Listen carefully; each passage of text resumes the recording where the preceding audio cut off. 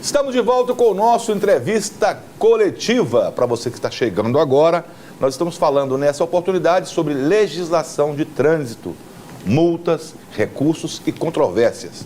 Estou recebendo para esse assunto doutora Eliciane Sanches, especialista em direito de trânsito, e me acompanha aqui o companheiro jornalista Osmair Thiago. No bloco passado nós falamos a respeito de uma maneira geral, bem geral, sobre multas, né, aquelas infrações mais comuns, dirigir sem cinto, falando ao celular, a questão da faixa agora exclusiva de rolagem para os ônibus, né, que está dando muito o que falar, sobre estacionamentos, sobre parar em local impróprio. Falamos um pouco a respeito dos valores das multas, mas nós vamos tornar um assunto aqui, que é o trânsito ainda na cidade, o trânsito urbano. E quando nós falamos sobre isso, me veio aqui, e nós falamos agora no intervalo, aqui em off, com relação ao trânsito de caminhões aqui e o que a CEMOB, como a CEMOB tem se comportado com relação a esse tipo de infração. Carga e descarga, né? Carga e descarga e caminhões. Pode, o horário de trânsito, enfim. É que os caminhões às vezes circulam no horário impróprio. Para transitar, né? Em alguns lugares não tem nem mesmo a placa, né? Com a proibição. Que a senhora falasse a respeito do comportamento dos agentes com relação a esse caso. E que muitas multas estão surgindo para esses caminhoneiros também, né, doutora? Sim, sim. A CEMOB está fazendo um trabalho muito bom quanto a inibir esses veículos de entrarem na cidade, ou seja, isso é importante porque o trânsito realmente é caótico. Imagina com os veículos de grande porte. Não tem condição, né? Caminhão não tem condição. Não tem. Já vi bitrem andando aqui na cidade. Plena manhã, Fernando Corrêa, é comum isso. Então, o que acontece? Eles têm essa condição de quê? De estar inibindo, isso está sendo muito importante. Só que a CEMOB está, vamos dizer assim, dando infrações de trânsito que não são correspondentes.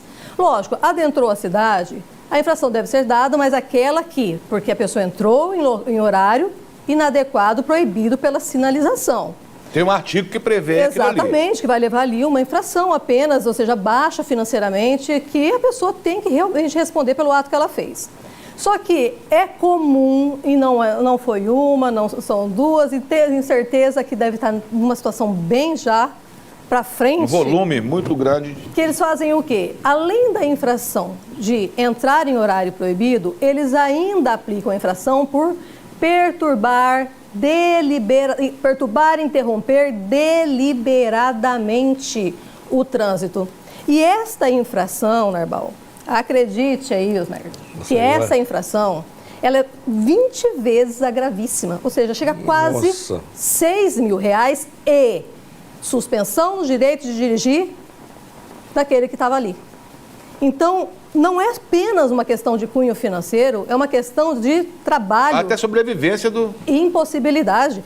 Então, assim, tem situações, por exemplo, que um caminhoneiro entrou na cidade, porque bem ali na entrada tinha uma loja de pneus, precisava pegar um pneu, ele sabia que estava errado, entrou. Tem tudo, ou seja, a nota, ele foi só ali pegar o pneu, devia ter levado a infração mesmo, mas a infração certa. É isso que eu estou te perguntando. Não uma infração de R$6 mil, porque a ideia desse artigo, que é o 253A, que veio para o Código em uma das alterações que teve a lei aí, são aqueles caminhoneiros que têm aquela ideia de manifestação, motivo. Isso mais nas rodovias. Exato. Até, né? Que aí tinha que ter feito alguma coisa. É o que é mais comum.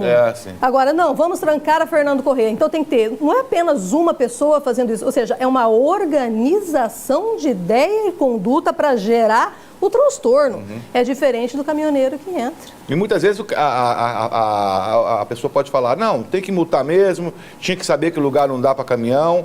A senhora deu um exemplo também agora há pouco, a gente estava falando aqui no intervalo, a respeito daquela pessoa que vem muitas vezes de fora, mas não sabe, né? E outra, essa lei não é em todos os municípios, né?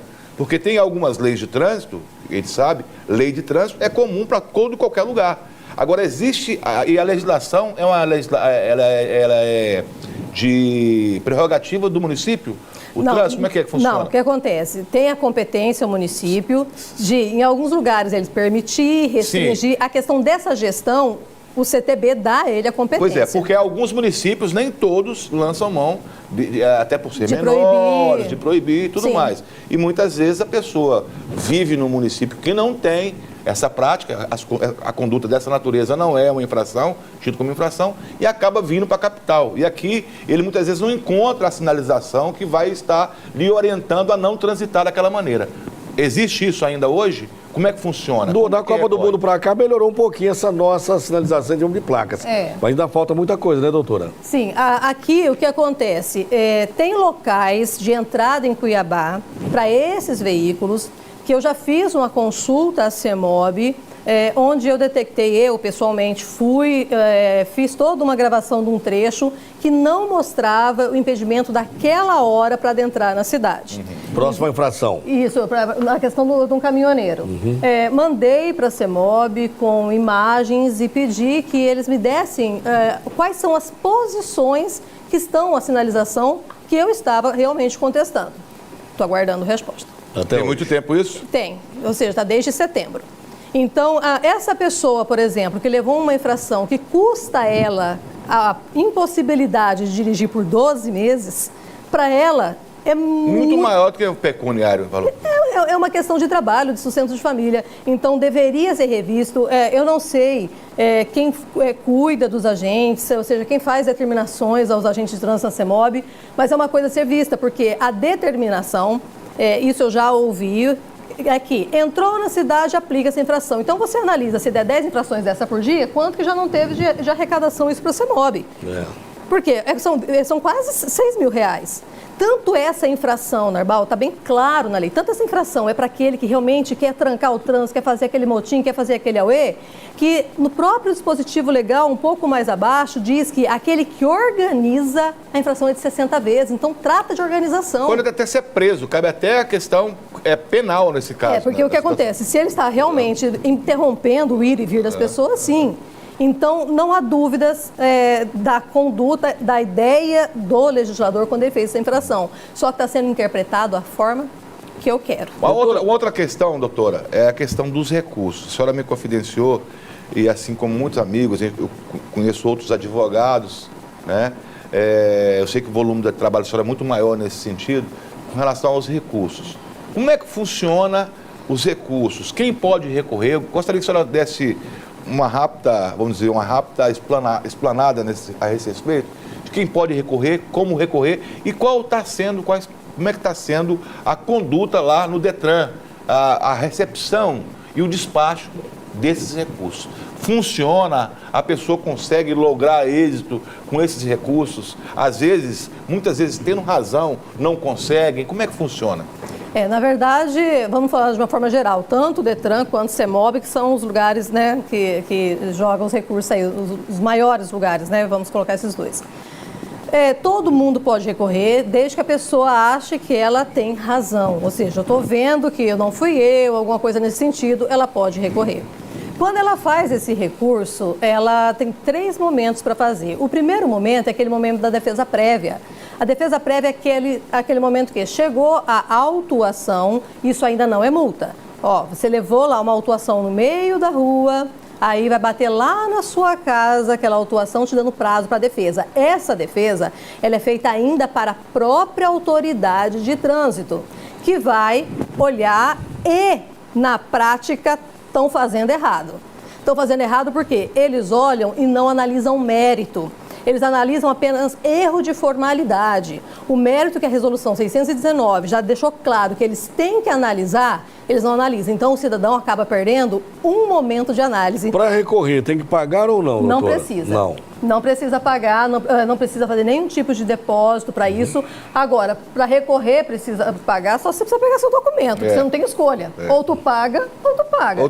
Porque senão, como você pega o seu documento? Agora, feito esse recurso... Mas no caso, primeiro só chega a notificação. Aí... Ela faz a defesa. Faz a defesa. Aí vai deferir ou indeferir. Ou vai falar, você ganhou ou não ganhou. Já na defesa prévia. Exatamente. Só que, como eu disse, eles falham porque eles têm que analisar o contexto, o que a pessoa está dizendo, e eles não analisam. Eles analisam só a formalidade. O objeto da multa. Não analisam. E está errado. Certo. Está errado e isso é absurdo. Passado daquele momento, então aí ele recorre para a Jari. Se a pessoa perdeu, ela vai recorrer para a Jari. A Jari, daí, ou seja, ali já tem uma comissão que vai olhar, que vai discutir a situação. Eu também indefiro. Indeferiu, ela ainda tem um outro momento, que seria o CETRAN. Então, dentro da esfera administrativa, ela tem 3 momentos que ela pode discutir aquela infração. Tá? E, enquanto está sendo discutida essa infração, não pode ser cobrado isso da pessoa, nem pontuada a carteira dela. Os reflexos não podem atingi-la. Não pode. Agora, com relação, doutora, como é que está sendo gestado isso? Como é que está sendo administrado isso? A gente escuta muita reclamação de pessoas que recorrem, e não são raros os casos que as pessoas recorrem. Muitos casos, a grande maioria não logra êxito no pedido de recurso. E muitas vezes... Qual a chance de ganhar também, né? Tinha razão para estar reclamando. A chance de ganhar essa defesa aí. É meio complicada, né? Porque fica uma coisa muito subjetiva. Sabe por quê? Acaba ficando... Porque, assim, quando a gente... quando a gente pega o relatório do julgamento, só vem dizendo, está de acordo com o artigo 200 e tal, mas não vem, ou seja, não vem fundamentando aquilo que o cidadão debateu.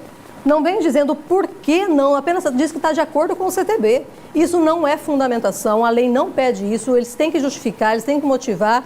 Mas só que, como é um volume grande de trabalho, talvez eles não fazem isso. Eles estão cumprindo o prazo tem um prazo para eles julgarem, assim como tem um prazo para a pessoa recorrer, tem um prazo para eles analisarem e despacharem aquele recurso. Se a pessoa, doutora, for o culpado, eu sei que eu estou errado e tal, eu posso recorrer assim mesmo? E eles estão vão uma coisa de cada vez. Eles estão respeitando o prazo? Não, eles não respeitam o prazo, até por questão realmente de contingente. Eles não têm pessoas para tudo isso. Só que a parte boa é que eles não respeitam o prazo, mas eles fazem o quê? Não aplicam os reflexos na pessoa até eles fazerem um julgamento. Então, nisso aí nós temos que ser mais do que justos. Ou seja, não julgou dentro de 30 dias, ele deixa você levar a sua vida normal até julgar aquilo ali. Daí, julgou, indeferiu, aí que ele vem aplicando a penalidade sobre a pessoa. Estou errado. Posso recorrer? Pode. Mesmo porque você está errado, isso não quer dizer que a infração está certa. Existem 2 momentos. Por quê? Existe ali uma necessidade de um campo de observação na infração, ou existe ali alguma informação que você fala, olha, a placa aqui não está dando muito para entender se seria do qual, está faltando informação. Você está errado. Só que tem um erro de formalidade, esse auto ele tem que ser anulado, mesmo você estando errado, porque até para ser multado, você tem que ser multado certo.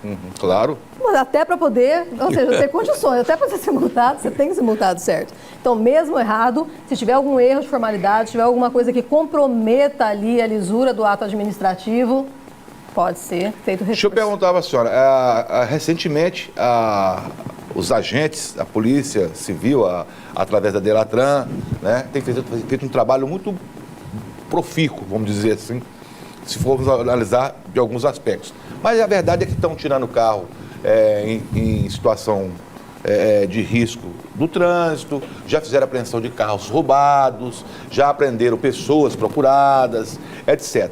Mas eles estão usando um mecanismo, acho que é o OCR, se não me engano o nome da sigla, da abreviatura, que ela já tem uma blitz ali a 500 metros, né? Ou seja, 500 metros antes da blitz, eles já têm um dispositivo armado, preparado, numa viatura, passou o carro, eles detectam se aquele carro tem uma restrição, se está com documento em dia, se é produto de roubo, se tem alguma restrição que o impeça de estar circulando.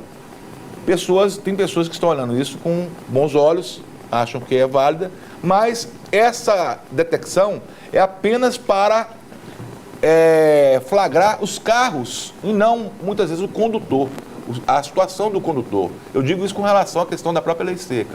Como é que a senhora vê isso? Até que ponto isso aí é realmente útil e vai ser otimizado para as blitz, no caso de blitz? Então, vamos dizer, a gente não pode falar, eu acredito, pelo menos uma questão pessoal minha, que eu penso que esse tipo de operação que houve tem sim o fim de arrecadação. Porque a educação para o trânsito, que é uma coisa muito além disso, porque além de você aplicar a infração, você já orienta a pessoa, com esse tipo de situação não se consegue abordar. Então, ali é apenas o quê? Saber se realmente está em dia, se não está, vamos arrecadar, né? É necessário arrecadar. Diante dessa circunstância que teve, essa última aí, que todo mundo até discutiu bastante, a gente ouviu a questão da palavra do presidente do Detran, o Thiago França, falando que você já poderia ver, lógico, num convênio, junto com o Banco do Brasil e tal, de aplicar no local a possibilidade da pessoa já regularizar o seu veículo e já ir embora.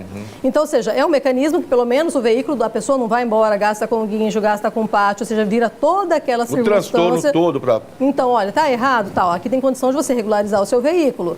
Regularizou, você leva o seu veículo embora. Porque, assim, isso é muito bom, né? Porque é um reconhecimento. Eu sou agora representante oficial do Maio Amarelo em Mato Grosso, ou seja, semana passada saiu isso. Então, assim, a minha ideia é o quê? É justamente olhar para a questão da educação, ou seja, propagar isso. E, de alguma forma, a nossa conversa acaba propiciando isso também. E nesse tipo de operação, a gente viu que foi exclusivamente arrecadatória. É diferente daquela operação Lei Seca. A operação Lei Seca, ou seja, visa realmente recolher naquele momento do convívio social aquelas pessoas que trazem risco para a sociedade. Então, ou seja, você fica aí, depois você volta, pega o seu veículo, pega a sua carteira e responde ao processo administrativo de suspensão de carteira. Mas, neste caso passado, o único intuito desse tipo de situação é só arrecadatório. Falando em suspensão de carteira, o que acontece com uma pessoa que soma 20 pontos dentro de um ano, Isso em 12 meses, interessante. nesse período aí? O que acontece? Ela vai ter o direito dela de dirigir suspenso. Só que para ela chegar a esse ponto, ela teve todas aquelas infrações que ela poderia ter recorrido no meio do caminho. Então passaram-se todos os prazos, ou ela recorreu e foi indeferida aqueles recursos. E aí, nesse momento, chegou a 20 pontos, abre-se o processo de suspensão do direito de dirigir. Que a pessoa novamente tem direito à defesa já no processo de suspensão para poder tentar evitar isso. Com a mudança da recente de lei, passou o prazo mínimo de 1 mês para 6 meses a suspensão. Hoje, de 1 para 6. Hoje, no mínimo, 6 a suspensão são 6 meses. Meio ano para... Indo para de 6 meses a 1 ano. E em caso até que a pessoa fica proibida de dirigir, dependendo da situação. Agora, importante isso. Se a pessoa for flagrada na direção, sai do instituto da suspensão e passa para o instituto da cassação. A cassação, aí a situação é mais complicada, porque a pessoa já vai ficar 2 anos sem poder dirigir e vai ter que fazer processos, ou seja, fazer exames que não faria numa suspensão, porque a suspensão você faz a reciclagem, faz a prova lá no órgão, pega a sua carteira e vai ser feliz. Agora, nós temos outra infração também, outras infrações também, que a gente tem que tomar cuidado. Por quê? Porque a pessoa fala, mas nossa, eu passei lá na lombada eletrônica a 65 km por hora e agora está dizendo que a carteira está suspensa e a lombada era 40. Existem infrações específicas na lei, que não são poucas. Um simples ato... Uma infração. Você pode ter uma vida perfeita. Se você teve aquela única conduta, ela por si só faz abrir um processo de suspensão. E esse ponto dessa infração não pode ser somado com aqueles outros dos 20, porque senão estaria 2 vezes punindo a pessoa. Então, aí vai também ter o probleminha aí de passar algum tempo sem poder dirigir. Então, o mais comum hoje é trafegar acima de 50% da velocidade máxima permitida. Pois é. Olha, você que está nos acompanhando aí, nós estamos conversando com a doutora Aliciane Sanches, especialista em direito de trânsito, em legislação de trânsito. Estou acompanhado por Osmar e Thiago e já estamos chegando na reta final do nosso programa. Já gostaria de agradecer imensamente a participação da senhora aqui conosco, inclusive já adiantando aqui um novo convite para que a senhora possa retornar aqui, quem sabe, por ocasião do Maio Amarelo, aqui no estado, que a senhora é presidente, né? E de outras contribuições que, com certeza, papos e especialistas como a senhora trazem para o nosso programa. Então, já agradeço e já convido para uma próxima oportunidade aqui no nosso programa. Eu que agradeço, ou seja, falar de trânsito, eu falo somente há 20 anos, então amo o trânsito ele é vida, ao mesmo tempo que realmente ele tira a vida. Então as pessoas têm que ter bastante conscientização e com certeza falar do Maio Amarelo vai ser uma coisa muito importante e estarei aqui. Doutor, então como é que é mesmo andar então no cinquentinha, porque Muitos locais, 60. Ele preocupou, você percebeu, né? Não, não. preocupado. Mas essa vem a dúvida, né? Locais 60, outro 50, outro...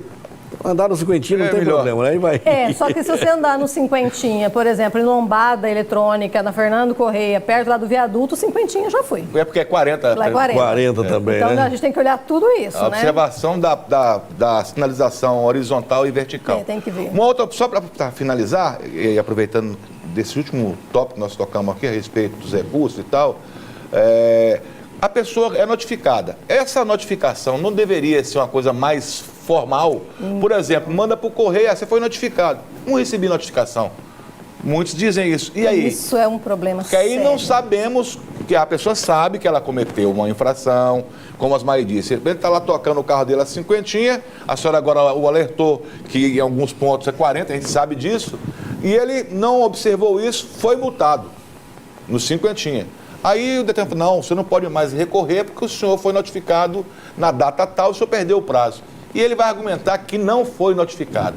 Como é que se prova que ele realmente foi naquela data? E não deveria ter um mecanismo, uma coisa mais formal para poder evitar? Acredite que é assim que funciona. Bom, nós temos um problema muito grande de CEP em Cuiabá, que dá problemas... Tem os sem CEPs, né?